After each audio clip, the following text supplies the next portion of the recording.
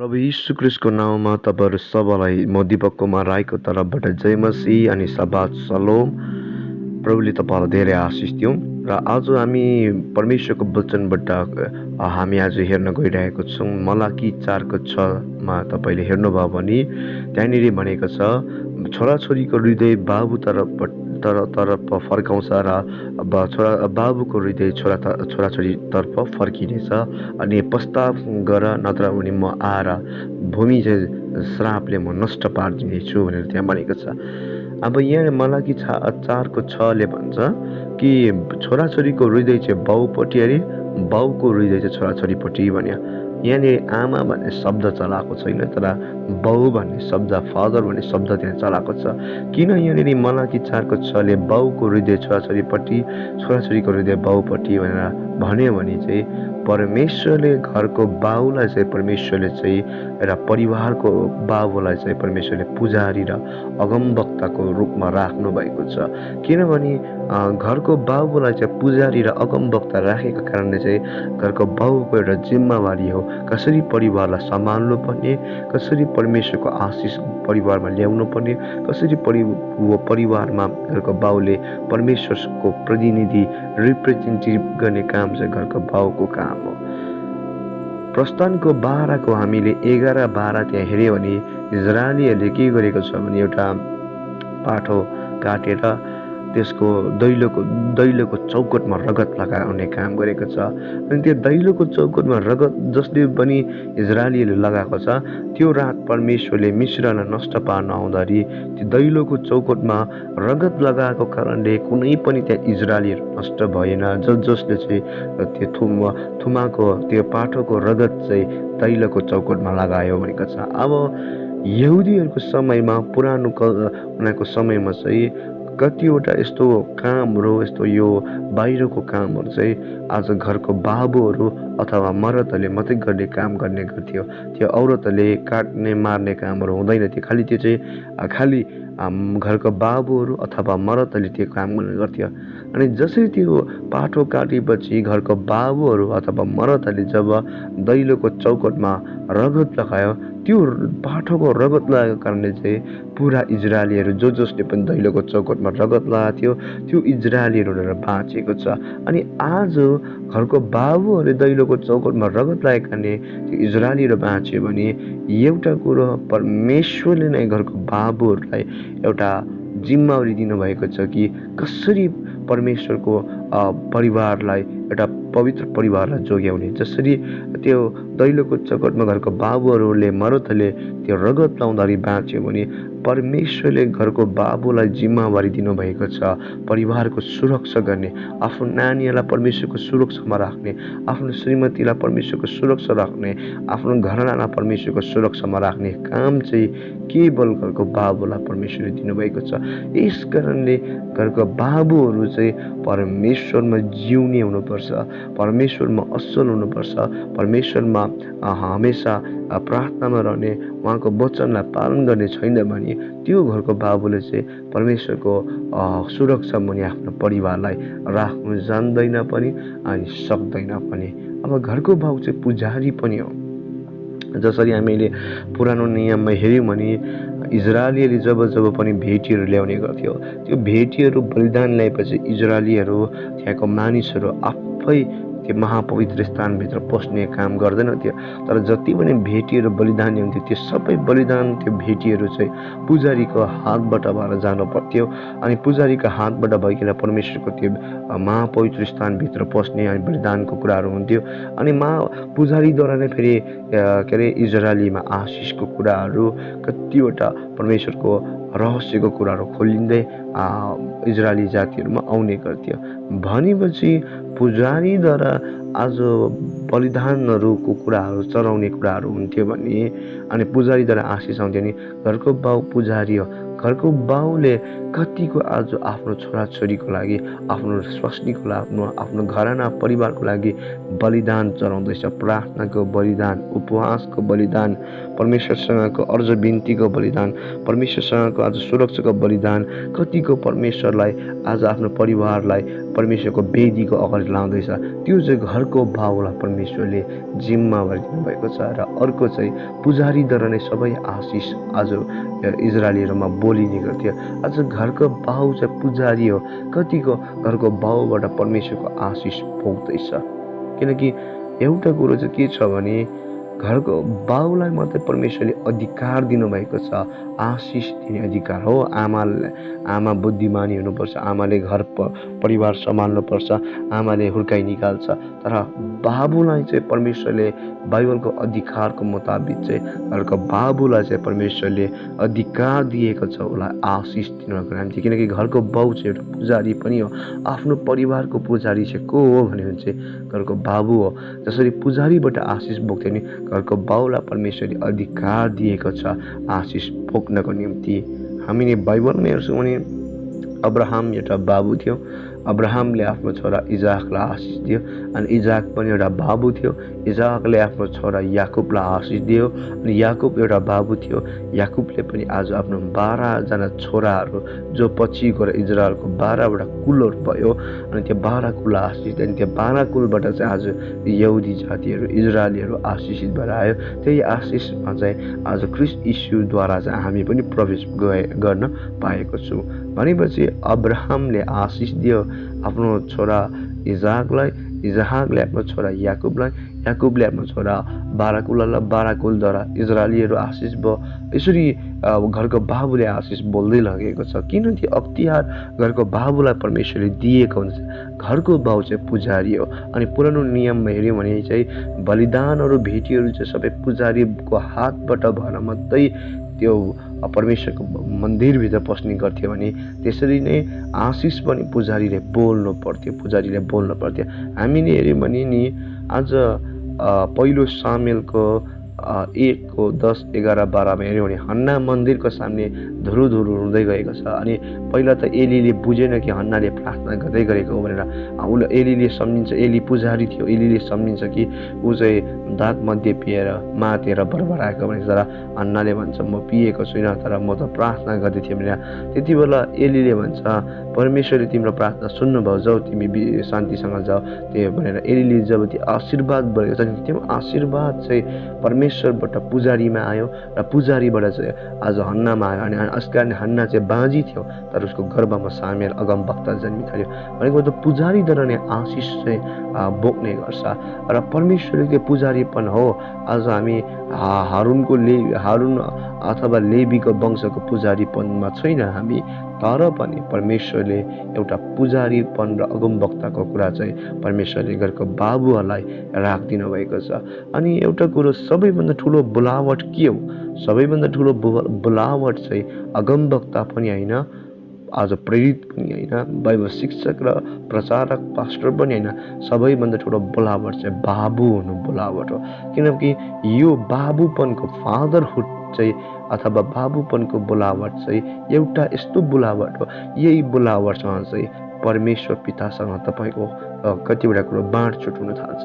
जसरी परमेश्वर सारा मनुष्य जातिको लागि, सारा सृष्टिको पिता अब्बा बाबु हो भने तपाईँ पनि अब्बा पिता बाबु चाहिँ आफ्नो घराना आफ्नो नानीहरूको लागि हो।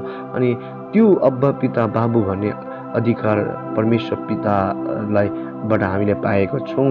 त्यही अधिकार चाहिँ तपाईँको छोराछोरीले तपाईँलाई चलाउने गर्छ। अनि यो बाबुपन फादरहुड मात्रै यस्तो एउटा बोलावट हो जो चाहिँ तपाईँले आफ्नो यो बोलावट चाहिँ पिता परमेश्वरसँग सार्दै गरेको हुन्छ। कसरी भन्दाखेरि हिब्रूको 12:6-7-8 हेऱ्यो भने आज को भन्छ परमेश्वरले प्रेम गर्नेलाई हरेकलाई अनुशासनमा राख्छ अनि उहाँले तार्ना दिनुहुन्छ। अनि त्यहाँ भनेको छ अन्तिममा कि कुन पिताले चाहिँ आफ्नो छोरालाई अनुशासनमा राख्दैन, यसकारणले परमेश्वर पिताले पनि तिमीहरूलाई अनुशासनमा राख्छौ। किनभने यदि तिमीहरू अनुशासन लिन मानेनौ भने त तिमीहरू उहाँबाट होइन तर व्यभिचारबाट जन्मिएको भएको छ। अब यहाँनिर एउटा नोटिस गर्ने कुरा चाहिँ कुन पिताले चाहिँ आफ्नो छोरालाई अनुशासनमा राख्दैन, यसकारणले परमेश्वर पिता भने चाहिँ परमेश्वर पिता अनि संसारको पिताको त्यहाँनिर ट्याली हुँदैछ, त्यहाँनिर त्यहाँनिर इक्जाम्पल लिँदैछ। यसकारणले बाबुपनको बोलावट एउटा फादरहुड चाहिँ नि परमेश्वर पितासँग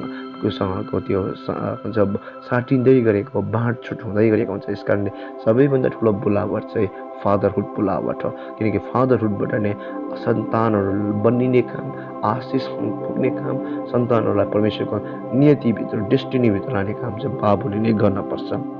अनि बाबुलाई त्यो अधिकार पनि परमेश्वरले दिनुभएको छ।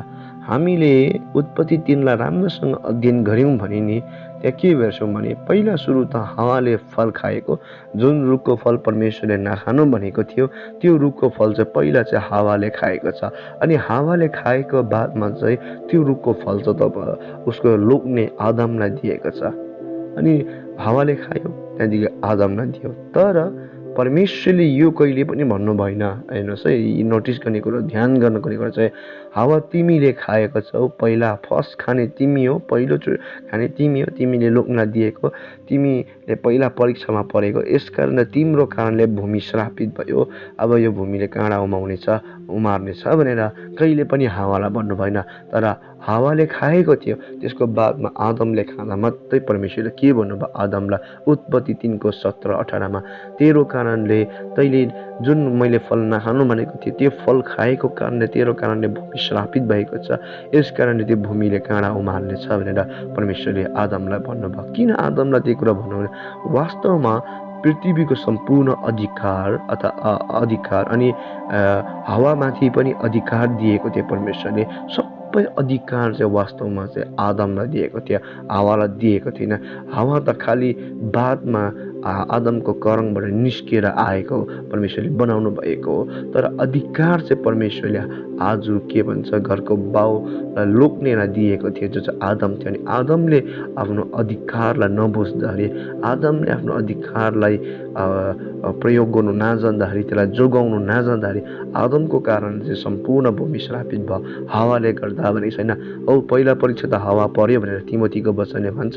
तर श्राप चाहिँ कोद्वारा आयो भनेको छ, आदमलाई नै दोष आएको छ परमेश्वरले, तेरो कारणले भूमि श्रापित भयो। किनभने अधिकार चाहिँ परमेश्वरले घरको मर्दलाई लोग्नेलाई दिएको थियो। यहाँबाट के कुरो बुझ्छ भने घरको बाबुलाई परमेश्वरले अधिकार दिएको छ।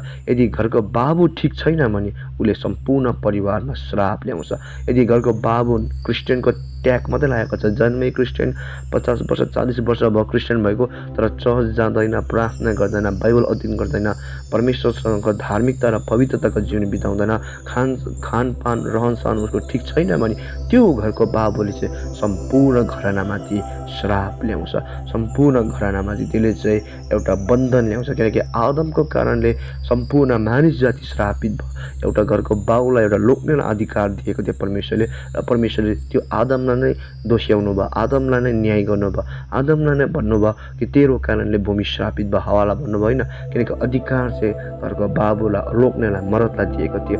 आज घरको बाबु मर्दहरू आज एउटा बाबुलाई अधिकार दिएको छ। आज घरको बाबुले ठिक प्रकारले आफ्नो जीवन चलाएन, ठिक प्रकारले प्रभुमा जिएन, ठिक प्रकारले परमेश्वरको प्रतिनिधि चाहिँ परमेश्वरको रिप्रेजेन्टेटिभ आफ्नो घरानामा गरेन भने चाहिँ त्यो घरको बाबुलाई न्याय छ परमेश्वरको, त्यो घरको बाबुलाई परमेश्वरको दण्ड पनि छ, त्यो घरको बाबुलाई परमेश्वरको हिसाब किताबले बुझाउनुपर्छ। र त्यति मात्र होइन, उसले पृथ्वीमा बस्दा पनि आफ्नो छोराछोरीमाथि श्राप ल्याउन थाल्छ जब उसले आफ्नो ठिक प्रकारले बिताउँदैन। अब अर्को कुरो, घरको बाबु चाहिँ के हो? अगमवक्ता पनि।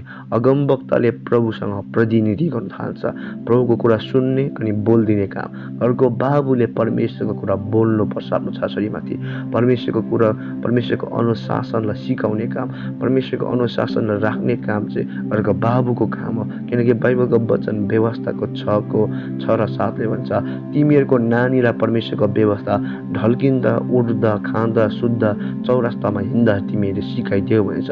यो चाहिँ अगमवक्ता घरको बाबुहरूको काम हो, सिकाउने काम कि कसरी परमेश्वरको व्यवस्था भनेपछि परमेश्वरको वचन, सङ्गतिको कुराहरू, परमेश्वरमा जिउने कुराहरू सिकाउने कुराहरू घरको बाबुलाई परमेश्वरले दिनुभएको छ। र अर्को कुरो चाहिँ के हो भने अब आमाको पनि जिम्मेवारी छ, आमाले पनि हुर्काइ निकाल्नुपर्छ, आमाले पनि पवित्र जीवन बिताउनुपर्छ। तर आज म खालि घरको बाबुको विषयमा मात्रै बोल्दैछु। अमेरिकामा भनिन्छ कि तपाईँको आज 68% जुन ड्रग एडिक्टहरू छ, ग्याङ फाइट खेल्नेहरू उनीहरूको अनुसन्धान गर्दा के चाल पायो भने वास्तवमा उनीहरू चाहिँ बाबु बिनाको छोराछोरी हो भने अफ्रिकामा धेरै आज केटाहरू आज जवान केटाहरू आज उनीहरू एकदमै माफियाहरू उनीहरू ड्रग डिलरहरू छ। किन भन्दाखेरि एउटा सर्वेक्षण गर्दा चाल पाए कि उनीहरूको चाहिँ बाबु बिनाको छोराछोरीहरू रहेछ भनेर। बाबु बिनाको छोराछोरी किन बिग्रिन्छ भने चाहिँ किनकि घरको बाबुलाई अख्तियार दिएको छ, सुरक्षा गर्ने अख्तियार, सुरक्षा कभरिङ दिने, सुरक्षाको आत्मिकी सुरक्षा दिने काम चाहिँ घरको बाबुलाई दिएको छ, आशिष दिने काम चाहिँ घरको बाबुलाई दिएको छ। घरको बाबुले आफ्नो अधिकार बुझेन भने आउने सन्तान भावी पुस्ता चाहिँ नष्ट हुँदै र श्रापित हुँदै र एकदमै विद्रोह हुँदै जान्छ। यस कारणले मलाकी 4 6ले भने बाबुको हृदय छोराछोरीतर्फ, छोराछोरीको हृदय बाबुको तर्फ। अनि त्यहाँ भनेको छ आज यो काम गरिहाल्न नत्र भने श्रापले म नष्ट पारिदिन्छु। आज बाबुले छोराछोरीलाई डोर्याउन सकेन, छोराछोरीको प्रति आफ्नो जिम्मेवारी निभाएन भने, बाबु ठिक भएन भने घरानामा श्राप आउँछ अनि त्यो घराना नष्ट भएर जान्छ। होसियार बस्नुपर्छ बाबुहरू। बाबुलाई परमेश्वरले अधिकार दिएको छ, त्यो अधिकारमा जिउन पर्छ, रहन पर्छ अनि सिकाउनु पर्छ। र एपिसीको 6:4ले भन्छ त्यहाँनिर बाबुहरूलाई भनेको छ आफ्नो छोराछोरीलाई व्यर्थमा तिमीहरूले रिस नउठाऊ भनेको छ। अनि इङ्ग्लिस बाइबलमा भनेको छ इरिटेट नगर भन्ने शब्दहरू चलाएको छ, व्यर्थमा रिस नउठाऊ भनेको छ। नेपालीमा चाहिँ एपिसी 6:4मा हे बाबुहरू आफ्नो छोराछोरीलाई व्यर्थमा रिस नउठाऊ। व्यर्थमा रिस नउठाऊ भनेको चाहिँ के हो भने धेरै बाबुहरूले चाहिँ आज प्रतिज्ञा गर्छ, आज यो गर त्यो गर, राम्रो काम गर, यो गर त्यो गर, म भरे यो ल्याइदिन्छु, म यो गरिदिन्छु, त्यो दिन्छु भनेर प्रतिज्ञा गर्छ। तर जब त्यो छोराछोरीले राम्रो काम गरिसक्छ अथवा आज्ञाका पालनमा आउँछ, आज्ञाकारी हुन्छ, त्यो उसले प्रतिज्ञा गरेको कुरा नदिँदा चाहिँ छोराछोरीले माथि व्यर्थको उसले रिस उठाउँदै गरेको हुन्छ। अनि यो तपाईँले नि होसियार बस्नुपर्छ। बाबुहरूले नि आफ्नो छोराछोरीलाई कुनै पनि कुरोको प्रतिज्ञा गर्नु भएको छ, सब जो नराम्रो कुरो होइन तर परमेश्वरमा भएको कुरो, परमेश्वरमा ऊ जिउँदैछ, सङ्गति जाँदैछ, पढ्दैछ, आज्ञा पाल्छ, घरमा ठिक प्रकारले बस्छ भने तपाईँले भन्नुभयो म यो दिन्छु है तँलाई, म यो किनिदिन्छु भने जब तपाईँले प्रतिज्ञा गर्नुहुन्छ नि त्यो प्रतिज्ञा तपाईँले पुरा गर्नुहोस्। किनभने नि तपाईँले नै यो प्रतिज्ञा पुरा गर्नु भएन भने भविष्यमा तपाईँले जब नि परमेश्वर पिता अब्बा परमेश्वरको विषयमा तपाईँले सिकाउँदै गरेको हुन्छ नि कि परमेश्वरको वचनमा विश्वास गर, परमेश्वरको प्रतिज्ञामा चल, परमेश्वरको प्रतिज्ञा साँचो छ भने जब तपाईँले आफ्नो छोराछोरीलाई भन्नुहुन्छ नि उसले विश्वास गर्दैन। किनभने आँखाले देख्ने बाबु, आँखाले देख्ने सधैँ देख्ने घरको आफ्नै बाबुले त दिन्छु भनेको कुरा, प्रतिज्ञा गरेको कुरा दिएन भने अदृश्य परमेश्वर, नदेख्ने परमेश्वरले कसरी हामीलाई आफ्नो प्रतिज्ञा दिन्छ भनेर उनीहरूको मनमा पस्छ। यसकारण उनीहरूले परमेश्वर पिताको प्रतिज्ञा विश्वास गर्नै सक्दैन। किन? घरको बाबुले गलत त्यहाँनिर प्रतिनिधि रिप्रेजेन्टेटिभ गरेको, घरको बाबुले दिन्छु भनेको कुरा आफ्नो छोराछोरीलाई नदिएको कारणले उनीहरूले अदृश्य परमेश्वर पिताको प्रतिज्ञा पनि उनीहरूले विश्वास गर्नु मान्दैन। यसकारणले व्यवस्था 23:23ले भन्छ आफ्नो मुखबाट निस्केको प्रतिज्ञालाई पुरा गर। मुखबाट निस्केको प्रतिज्ञा भनेपछि तपाईँले भन्नुहुन्छ आज म पक्का प्रार्थना गर्छु, गर्नुहोस्, आज म पक्का बाइबल पढ्छु, गर्नुहोस्, आज उपवास बस्छु, गर्नुहोस्, आज सङ्गति गर्छु, आज म यो गर्छु त्यो गर्छु, जति पनि छ गर्नुहोस्। म भरे चाहिँ पक्का प्रार्थना गर्छु तर सुत्नु होइन, प्रतिज्ञा गरेपछि ती प्रतिज्ञा पुरा गर्नुहोस्। अनि अर्को कुरो अन्तमा के कुरो भन्छ, सायद कसैको सिङ्गल प्यारेन्ट्स होला, कसैको बाबुले सानै उमेरमा तपाईँलाई छोडेर जानुभयो, कसैको बितेर जानुभयो, आज मेरो त बाउ छैन मलाई के हुन्छ, अनि कसैको बाउ छ र पनि ठिक प्रभु पाएर बिताएको छैन, लापरवाही जीवन, तपाईँलाई मायै गर्दैन, तपाईँलाई वास्तै गर्दैन, अनि मलाई कसरी बाउबाट आशिष आउन सक्छ होला भनेर तपाईँले सोच्नु हुँदैन। तिनीहरूको लागि म एउटा कुरा भनौँ, भजन सङ्ग्रह 27:10ले भन्छ मेरी बाबु र मेरी आमाले मलाई त्यागे तापनि परमप्रभुले मलाई सम्हाल्नुहुन्छ। यसको मतलब चाहिँ फादरहुडको रिप्लेसमेन्ट त्यहाँ भएको छ। फादरहुडको रिप्लेसमेन्ट कति बेला भयो भने तपाईँको कोही छैन तर परमेश्वर तपाईँको बाबु हुनुहुन्छ। र यशायामा भनेको छ दुध खाने बालकलाई आफ्नो आमा बाउले बिर्सिन्छ तर परमेश्वरले कहिले कहिले कहिले कहिले कहिले बिर्सिनुहुन्न। नसुताउनुहोस्, परमेश्वर तपाईँलाई धेरै आशिष दिनुहुन्छ। र गड ब्लेस यु। सलोम।